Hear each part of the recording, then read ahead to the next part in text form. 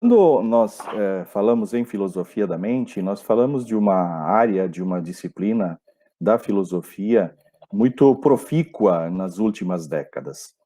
Multiplicam-se os autores que se dedicam a essa área e multiplicam-se também as teorias, as concepções e os próprios temas da área são muitos. Eu tentei sistematizar e, evidentemente, quando a gente faz uma sistematização, a gente toma determinadas opções. Então, eu optei por compartilhar com vocês 4 problemas da filosofia da mente. Primeiro, o problema da identidade pessoa, a identidade da pessoa. Depois, o problema mente-corpo, que é o problema mais clássico, digamos assim, da filosofia da mente. O problema da consciência das máquinas tem uma vinculação com a inteligência artificial e o chamado problema das outras mentes.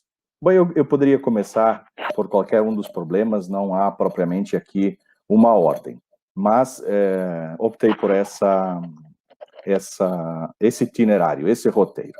Muito bem, para falarmos do problema da identidade da pessoa, eu vou começar com uma experiência mental. Tá ali posto na lâmina que o problema da identidade pessoal pode ser assim explicitado. O que faz a pessoa que está viva hoje ser a mesma pessoa que conheci em outro momento no passado? Isso se refere ao outro, mas também, como veremos, tem implicações sobre a própria concepção que temos de nós mesmos, né? A própria identidade pessoal. Eu vou começar com uma experiência mental. As experiências mentais na filosofia da mente, elas são extremamente relevantes para projetar, simular situações e assim esgaçar, esticar o argumento para ver, analisar e avaliar a sua força. Pois bem, suponha então que, experimento mental é este, suponha que cientistas inventaram uma máquina que pode fazer uma cópia perfeita de tudo. A máquina examina a estrutura atômica de um objeto, depois reúne átomos idênticos, organiza tais átomos segundo um padrão. Então, já os cientistas conseguiram duplicar com total êxito um clipe desses de metal que a gente usa para unir folhas, já conseguiram duplicar um cinzeiro e até conseguiram duplicar um computador que funciona perfeitamente. E mais, e conseguiram inclusive duplicar um bolo de chocolate com sabor a chocolate, o que é bastante impressionante, né? E numa determinada situação, quando a máquina duplicou um quadro de Pablo Picasso, criou-se até uma confusão, porque ninguém marcou o quadro original e depois não sabiam mais distinguir qual era o original, qual era a cópia. Mas o desafio maior para os cientistas que criaram essa máquina era duplicar a vida, duplicar um ser vivo. Os testes que foram feitos até indicavam algum êxito, conseguiram duplicar um rato de laboratório que conseguia ter a mesma agilidade, os mesmos movimentos dentro lá da sua gaiola com a roldana. Então, tendo tido êxito, agora os cientistas queriam fazer o teste final. Querem duplicar um ser humano. E suponha que escolheram justamente você para isso. Se você concordar, será feita uma cópia com todas as suas memórias, as suas crenças, os seus desejos e a sua personalidade. A cópia acreditará que é você. E ninguém será capaz de perceber a diferença. Na prática, a cópia será você. Mas há apenas um senão. Como não poderão existir dois você por aí, os cientistas decidiram que, após a conclusão do procedimento, o eu original, no caso o você original, vai ser destruído. E o novo você é que continuará vivendo como antes. Ah, um detalhe importante, vão lhe pagar $1 milhão por esse incômodo todo. A pergunta é, você aceitaria essa proposta? Eu já me fiz essa pergunta. Eu aceitaria? Provavelmente poucos aceitariam essa proposta. E por quê? Porque muito intuitivamente a gente pensaria, eu estaria morto. Se fizerem uma cópia de mim e depois destruírem-me, eu estarei morto. Quem estará vivendo será a minha cópia. Não interessa muito que a cópia tenha todas as minhas memórias, as minhas emoções e se comporte exatamente como eu me comportaria. Nem interessa que a cópia acredite piamente que seja eu. A verdade é que ela não será eu. Eu estarei morto. E ela não passará de uma cópia minha. Então, veja, o experimento mental põe em relevo a questão de o que propriamente caracteriza a identidade pessoal, que é um problema que está relacionado ao fato de as pessoas persistirem ao longo do tempo. Eu, por exemplo, não vejo há muitos anos uma pessoa com quem partilhei um quarto quando eu estudava no ensino médio. Mas ela ainda existe em algum lugar e eu até posso encontrá-la. Aliás, a encontro volta e meia. Isso é, eu posso me encontrar com a mesma pessoa com quem eu partilhei um quarto. Mas o que faz a pessoa que está viva hoje ser a mesma pessoa que eu conheci naquele tempo, há exatamente 35 anos? Em termos... Everaldo, Oi. desculpa te incomodar. Tu consegue se colocar em apresentação só para ampliar um pouco para o pessoal conseguir visualizar as lâminas? Claro que sim. Tá. Modo de apresentação, deixa eu ver aqui. Talvez aqui no topo, Ah, aqui em aqui. cima. Tá, ok. Isso aí. Obrigado. Desculpa. Beleza. Não, tranquilo. Tranquilo, eu podia ter feito isso antes, né? Então, esse é o experimento mental, né?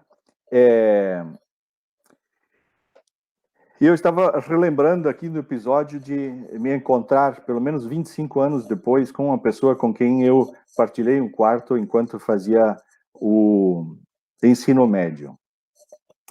E a pergunta é, propriamente, o que faz com que relacionemos e até identifiquemos a mesma pessoa que viveu em dois momentos diferentes e em lugares diferentes como sendo a mesma?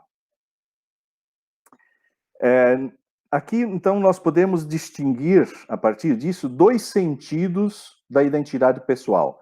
O chamado sentido fraco e o chamado sentido forte.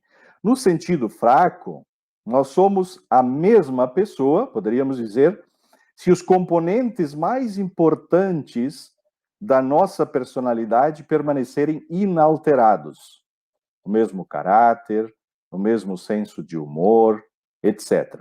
A pessoa com quem eu partilhei um quarto, o Toninho, era um rapaz decente, era um rapaz divertido, era filho do João e da Ana e nasceu em Bento Gonçalves, uma cidade aqui próxima, vizinha. Porém, ao longo dos anos, Toninho mudou, se tornou mesquinho e agressivo.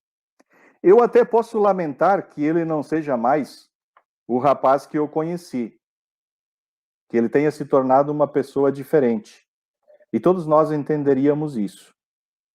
Ou seja, há alguns componentes da personalidade que são alterados. Se eles se mantiverem inalterados, no sentido fraco, poderíamos continuar falando que é a mesma pessoa.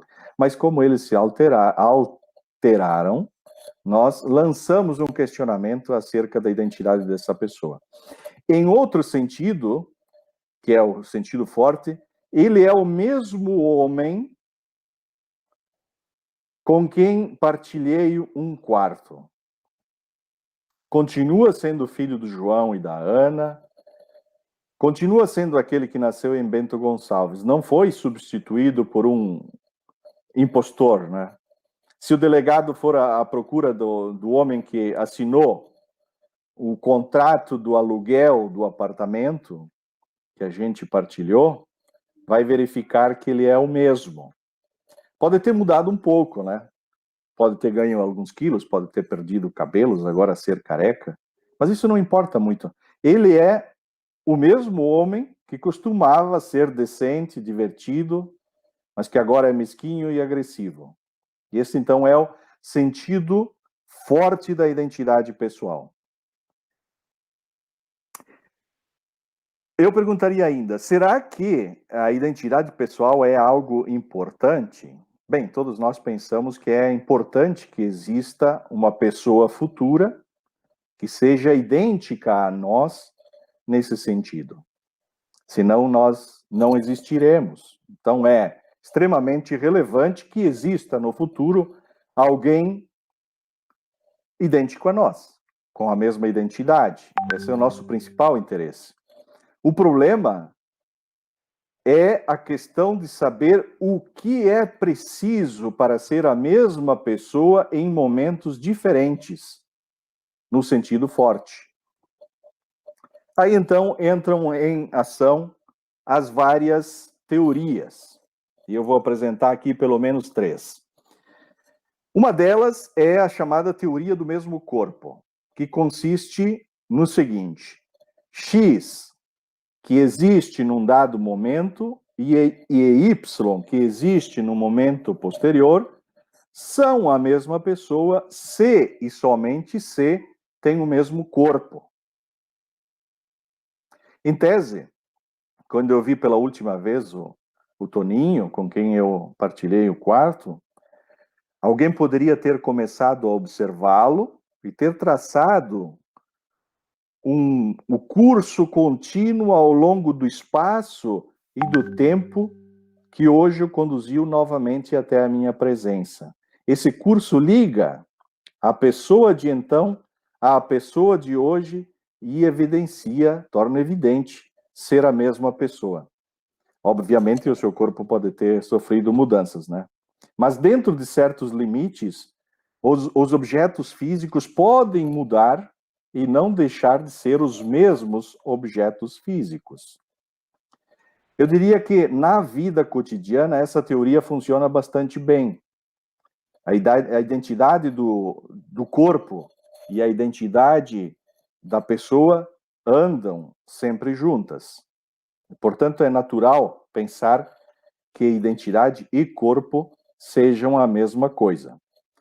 Entretanto, esse critério, essa teoria, parece excluir a possibilidade da existência após a morte. Afinal, com a morte, o corpo vai para a sepultura, entra em estado de putrefação.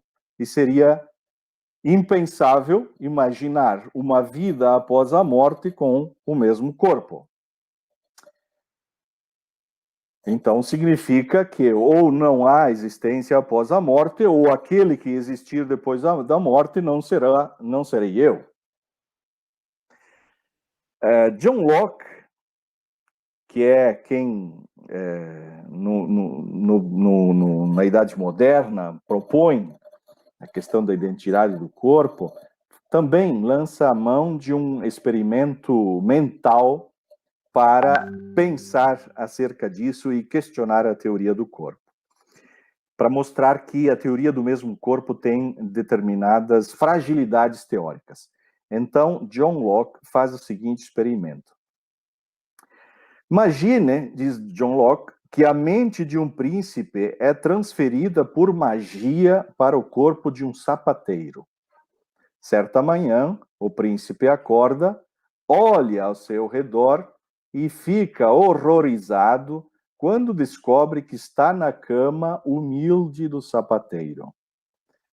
Olha para o espelho e fica horrorizado ao ver o rosto do sapateiro olhando para si.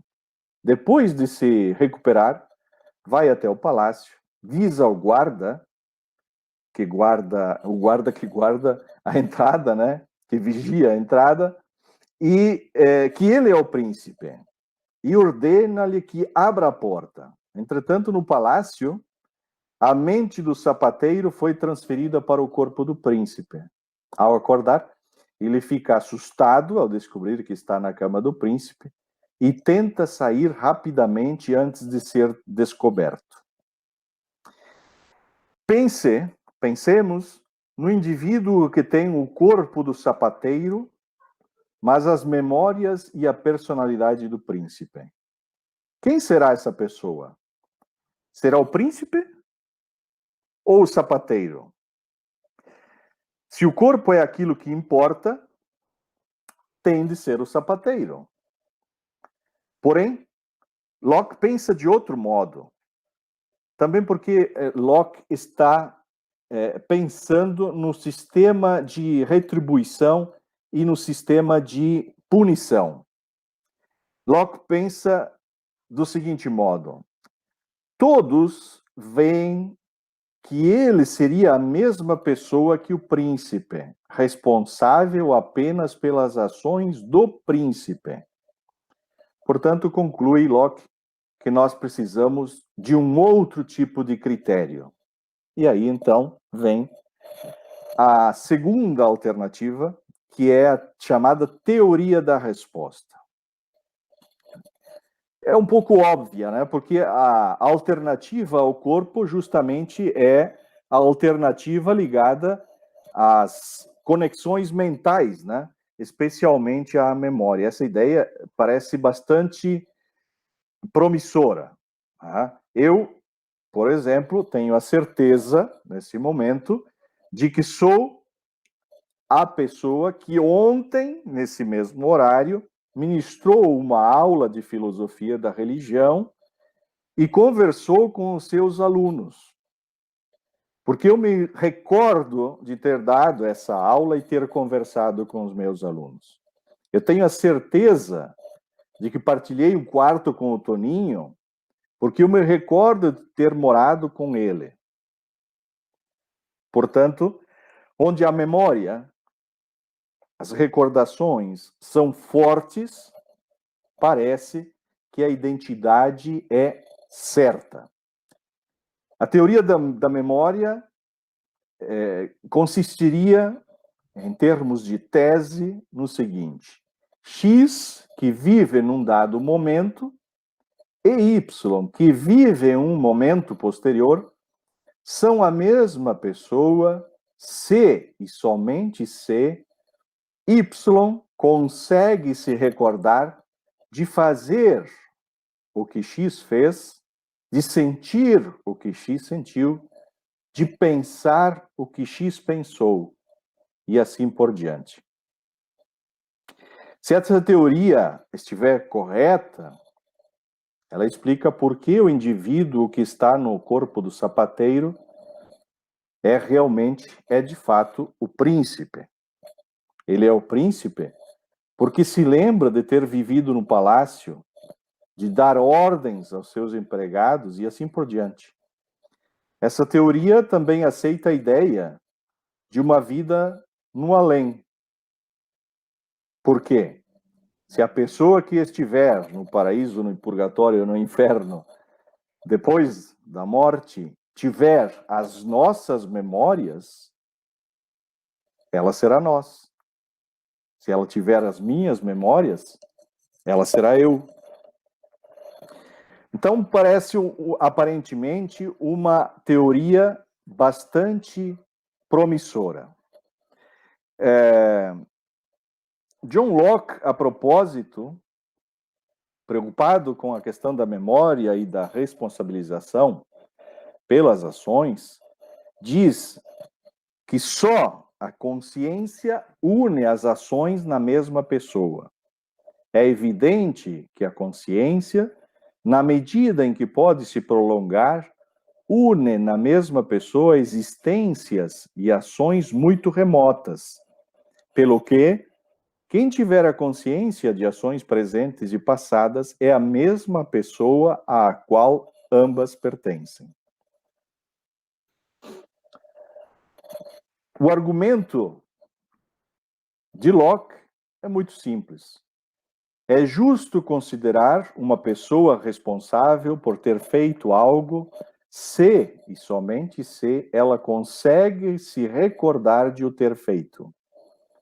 É justo considerar Y responsável pelo que X fez se, e somente se, X e Y são a mesma pessoa. Logo, X e Y são a mesma pessoa se e somente se Y consegue se recordar de ter feito o que X fez. Isso é tão verdade que nós temos, inclusive, no direito positivo, a lei da prescrição, que está embasada justamente na perda do sentido forte da identidade, né? De acordo com a distância em relação ao ato cometido, entra em vigor a lei da prescrição. Entretanto, a teoria da memória, mesmo sendo promissora, apresenta alguns problemas, pelo menos dois. Para começar, nós poderíamos dizer que, à medida que as pessoas envelhecem, as suas memórias dos eus mais jovens podem ir progressivamente se apagando, desvanecendo, né? Quando um homem tem 25 anos, ele pode perfeitamente se recordar de ter tido 12 anos. Mas quando tem 60 anos, ele pode se recordar muito bem de ter tido 25, mas se recordar menos de ter tido 12. Thomas Reid, um autor, um filósofo do século XVIII, nos convida a pensar um pouco sobre essa possibilidade. Eu peço licença para ler uma passagem. Diz ele: suponha-se que um oficial corajoso foi açoitado na escola quando era rapaz por ter roubado num pomar. Tomou uma bandeira do inimigo na sua primeira campanha e foi promovido a general numa idade avançada. Suponha-se também, o que sem dúvida seria possível, que quando ele tomou a bandeira, estava consciente de ter sido açoitado na escola, e que quando foi promovido a general, estava consciente de ter tomado a bandeira, mas perdera inteiramente a consciência de ter sido açoitado. Pois bem, essa sequência de acontecimentos é bastante comum, porém, se nós pensarmos com a teoria da memória, obteremos um resultado muito estranho, porque o rapaz é a mesma pessoa que o jovem, e o jovem é a mesma pessoa que o general. Mas o rapaz não é a mesma pessoa que o general. O que há propriamente de errado nisso? O problema é que a relação ser a mesma pessoa que X, ser a mesma pessoa que Y, no sentido forte, é transitiva. Isso é muito simples. Se nós afirmamos que A é a mesma pessoa que B e que B é a mesma pessoa que C, A, logicamente, tem de ser C. Entretanto, segundo a teoria da memória, a relação de ser a mesma pessoa que não é transitiva. E, portanto, parece que a teoria da memória não é verdadeira. Então, o primeiro problema para a teoria da memória é que ela impossibilita a transitividade. O segundo problema é o fato de a memória ser pouco fiável. Nós nos recordamos de coisas que nunca aconteceram e não nos recordamos de coisas que aconteceram. E, por outro lado, a teoria se refere a memórias verídicas. O que são memórias verídicas? Memórias verídicas são aquelas que temos por verdadeiras. Assim, suponhamos que se um maluco se recordar de ter sido Napoleão, nós, de fato, deveríamos aceitar que ele é Napoleão, porque aquela é uma memória verídica para ele. Por outro lado, experimentos mostram que a memória é pouco confiável. Por quê? Porque ela completa determinadas lacunas registradas. Assim, por exemplo, eu não sei qual a idade de vocês, mas eu, e imagino que alguns de vocês, me recordo perfeitamente onde eu estava e o que eu estava fazendo quando o segundo avião atingiu as Torres Gêmeas e fez tudo vir abaixo. No entanto, um psicólogo chamado Ulrich Neisser fez um experimento quando, e esse episódio também me recordo perfeitamente, eu era um jovenzinho, mas lembro muito bem do que eu estava fazendo quando a Challenger, o avião espacial, que fez inúmeras viagens espaciais, decolou do Cabo Canaveral e depois de ter atingido uma certa altura, explodiu, matando todos os astronautas. O Neisser se aproveitou desse episódio e entrevistou uma série de pessoas fazendo o registro, né, do que elas estavam fazendo naquele momento. 20 anos depois, ele voltou a entrevistar as mesmas pessoas e então verificou que metade das pessoas erravam. Não conseguiam retomar com exatidão o que estavam fazendo naquele momento. E alguns se enganavam completamente. Isso, então, foi a demonstração de que a memória é pouco fiável. Bom, se a teoria do corpo está com problemas e a teoria da memória está com problemas também, nós poderíamos nos perguntar o que nos resta como alternativa. E aí é que entra em jogo um outro grande pensador importante para quem estuda a filosofia da mente, que é David Hume. Hume propôs uma teoria que ficou conhecida como a teoria do feixe. Hume se pergunta em que consiste propriamente um ser humano como nós. E a resposta dele é que há duas coisas que são indiscutíveis. Uma é que nós temos um corpo físico e a outra é que nós temos uma vida mental que acontece no nosso corpo físico e é sustentada por ele.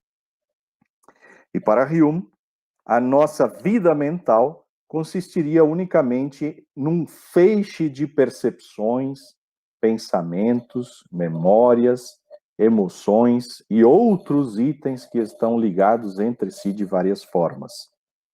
Algumas dessas percepções aparecem e desaparecem.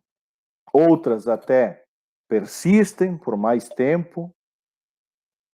Algumas parecem estar relacionadas causalmente entre si, ao passo que outras são completamente independentes. Portanto, para David Hume, somos o nosso corpo em conjunção com uma coleção de percepções diferentes. A consequência disso é que ele nega a existência de uma entidade adicional a qual chamamos alma, ego, ou mais comumente eu. eu, como se fosse uma entidade adicional, ou seja, adicionada às percepções, aquilo que propriamente possui as percepções, aquilo que propriamente tem experiências. E eu trago para isso, então, para ilustrar, uma citação do David Hume. Quando eu entro da forma mais íntima naquilo a que chamo eu próprio, tropeço sempre numa ou noutra percepção particular de calor ou frio, sombra ou luz, amor ou ódio, dor ou prazer. Em nenhum momento consigo agarrar-me a mim próprio sem uma percepção. E nada posso observar além da percepção. Ou seja, para David Hume, não existe um eu, e só o que existe é o desfile de percepções mentais. Isso é tudo o que existe. Isso, mais o corpo, é tudo o que somos. Pode ser um pouquinho difícil aceitar isso, né? Já que podemos sentir que, além das várias experiências, existe um ser, existe o ser que tem as experiências. Assim podemos nos convencer ou estar convencidos intimamente de que a teoria do feixe não pode estar correta. O David Hume, que defendeu essa teoria, ele tinha consciência dessa dificuldade que a sua teoria tinha.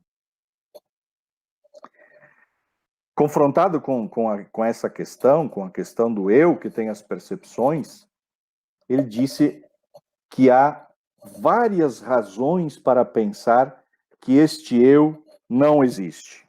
E aí eu vou em busca de uma outra citação de David Hume. Diz ele: dentro de cada pessoa não há um centro que podemos designar por alma, ego, eu, ou talvez por outro nome. Não há um sujeito de todas as experiências da pessoa. Não há algo simples e indivisível que está presente ao longo de toda a vida.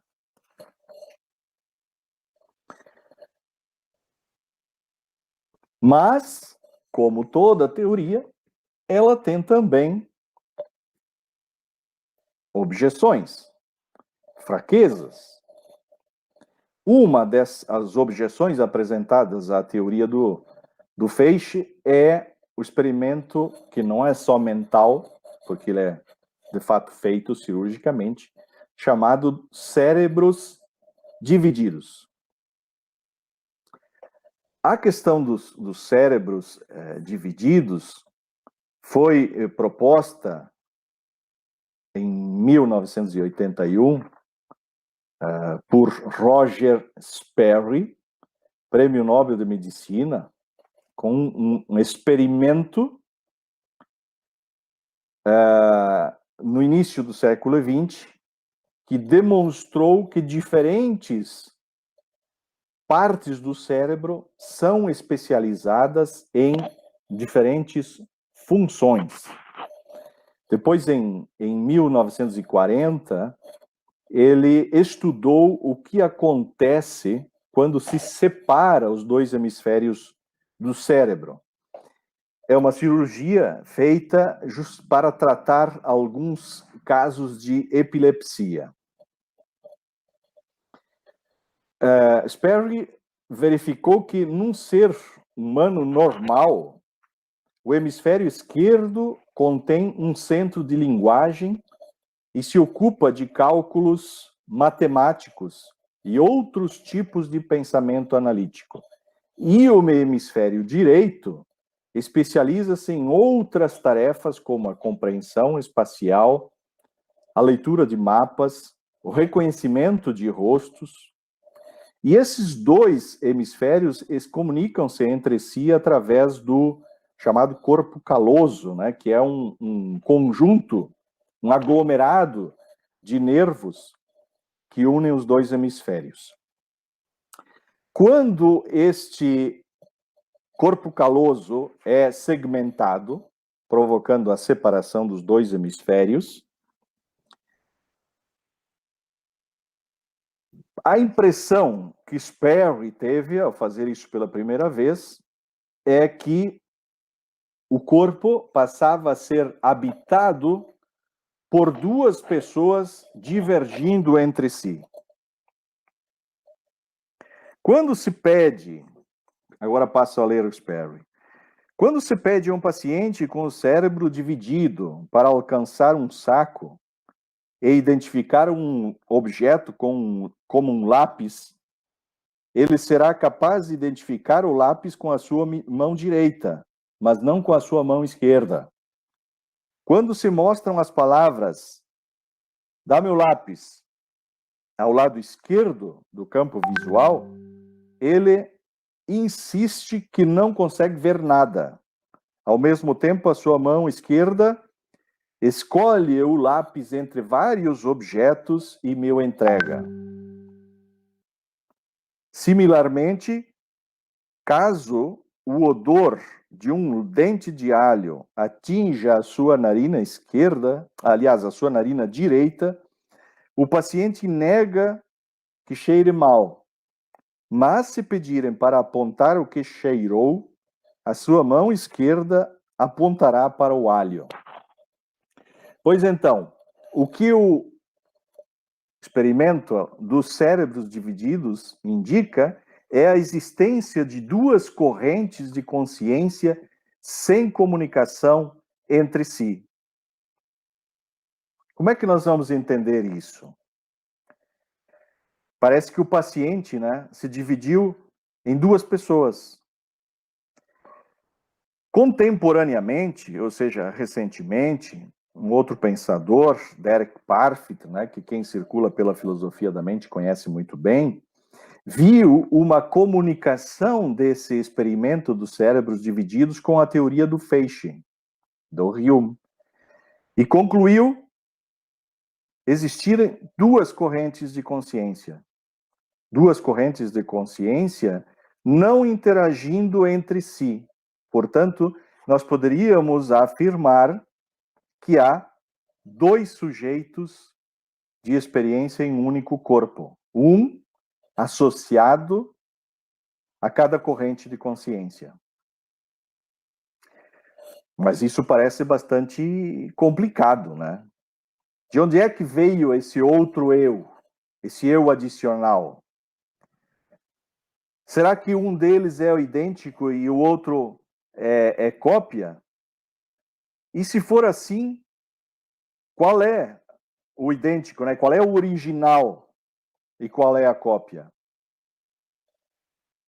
E se nenhum dos dois é idêntico à pessoa original, nós poderíamos responder, bom, são duas pessoas distintas da original, para onde é que ela foi então? Vejam que a questão é bastante embaraçosa. O que diz Derek Parfit? Derek Parfit diz que existem tantos eus nessa pessoa de cérebro dividido, quantos normalmente existem em nós. Ou seja, nenhum. Nenhum.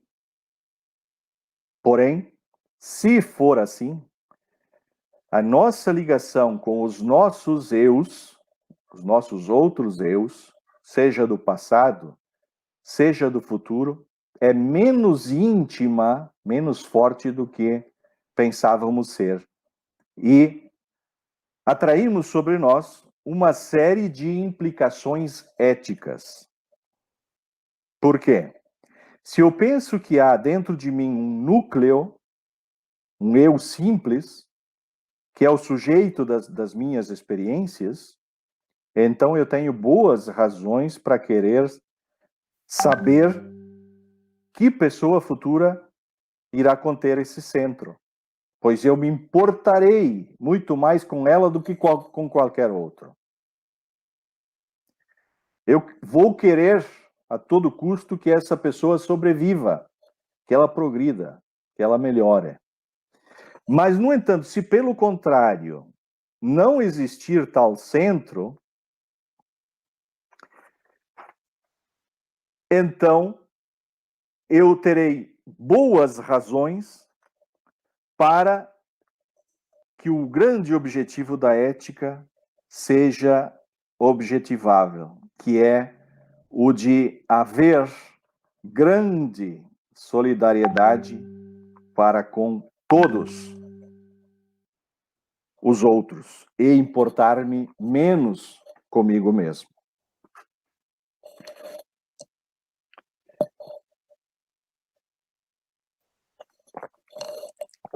Portanto, para sintetizar, eu poderia dizer que o problema da identidade pessoal é este: há um núcleo ao qual se chama eu dentro de mim ou apenas um feixe de sensações.